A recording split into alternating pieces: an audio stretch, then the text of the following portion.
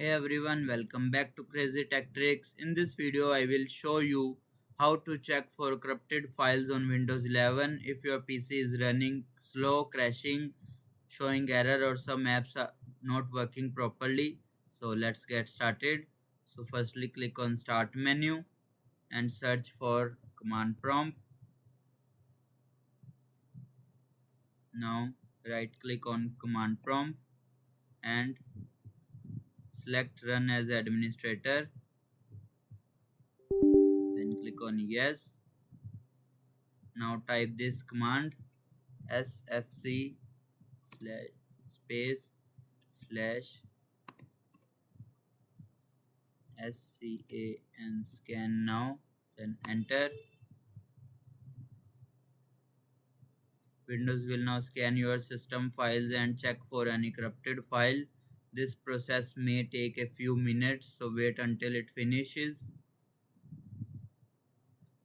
Here you will see verification 7% completed. We will wait for the process to finish.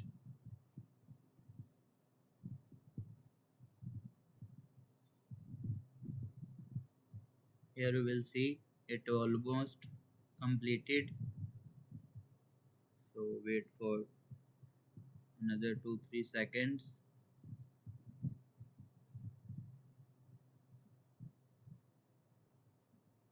You will see 88, 89.